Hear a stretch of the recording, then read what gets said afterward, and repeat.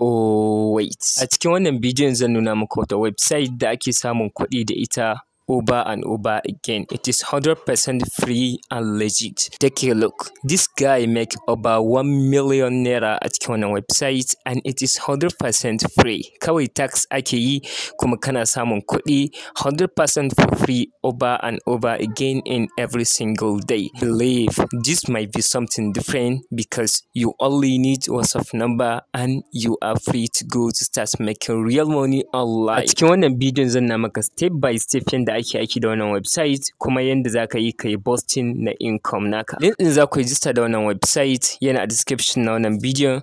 So kana dannawa akan wannan link din zai dauke ka zuwa page da zaka register. Bayan ka register fuskar zai kawo maka ita ce wannan kamar haka. Idan ka duba za ka ga ƙasa wannan tax shine ake a cikin wannan website kuma zaka iya yin tax sama da 100 a kowace rana kuma kowanne tax za su iya baka kuɗi masu yawa randomly akan kowanne tax. Abinda ake yi a cikin wannan website shine wannan website za su baka nambobi, za ka je kai creating na group a cikin WhatsApp, sa'annan sai ka yi adding na waɗannan nambobin, sai ka dawo ka yi submitting na link na wannan group ɗin, shikenan da sai verifying za su baka kuɗi na wannan tax ɗin da kai, kuma za ka iya yin tax sama da 100 a kowace rana kamar yadda suka sanar a cikin group nasu a jiya. Kafin in nuna muku kai tsayen da ake yin tax ɗin, idan baka yi subscribing ba a wannan channel, kai ƙasa ka danna mana alamar subscribe, ka danna wannan bidiyon alamar like, sa'annan ka share zuwa ga 'yan uwa da abokan arziki.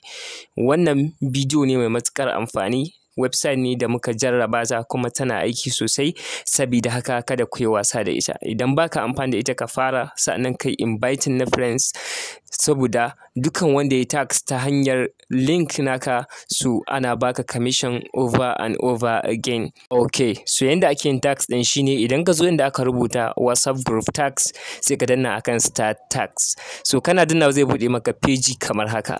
A ƙasa idan ka duba zaka ga nambobi na an baka, amma kuma a ƙasa zaka ga wani button da aka rubuta download CVF.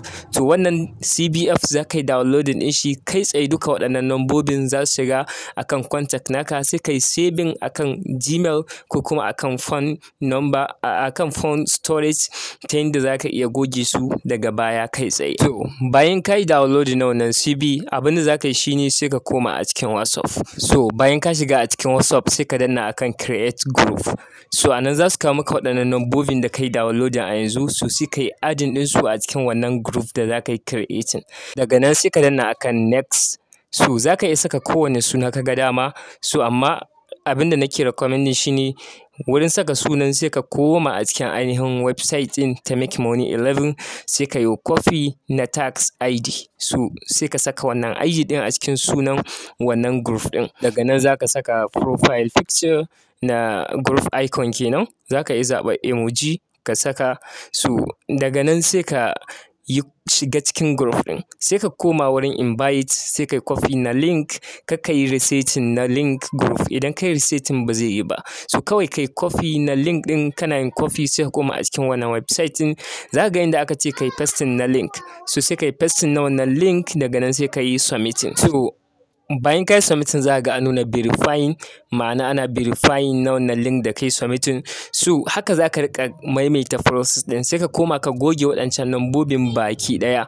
Bayan ka goge su, abinda za ka yi shine ka dawo ka sake shiga cikin wani tax, ka sake downloading na wasu nambobi da aka baka a cikin wannan sabon tax. So abinda za ka yi shine sai ka koma a wancan group da kai creating, kawai ka je ka canza ma wannan group ID, tax ID, sai ka canza wannan tax ID din, sai ka sake adding na waɗannan nambobin, sai ka sake submitting na wannan link din. So yanda ake yin process din kenan, ko kuma kai tsaye ka sake creating na sabon group. Idan ka ga wannan ya fi maka sauki, so sai ka sake create na sabon group, sai ka zo kai submit na wannan link. So za ka iya maimaita wannan har sau 100 kamar yadda suka nuna a cikin Telegram channel nasu.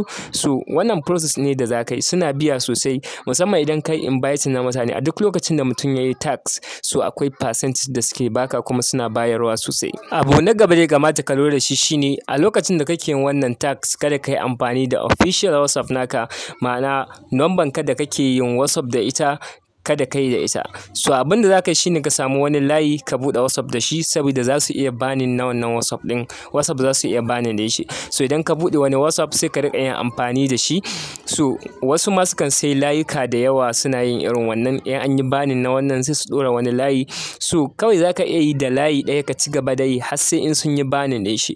Idan ba su yi banin ɗin shi ba, za ka iya tax da shi over and over again. Yau ka yi, gobe ka yi da shi har sai in sun yi banin ɗin shi. Idan sun yi banin, za ka iya canza layi, saboda kila ba za ka iya jira a ce sai sun dawo da wannan WhatsApp ɗin ba. So sai ka canza layi, sai ka sake yin creating. So haka mutane suke amfani da shi. So idan ku ji daɗi wannan bidiyon, kada ku manta da mana subscribing, liking da kuma sharing.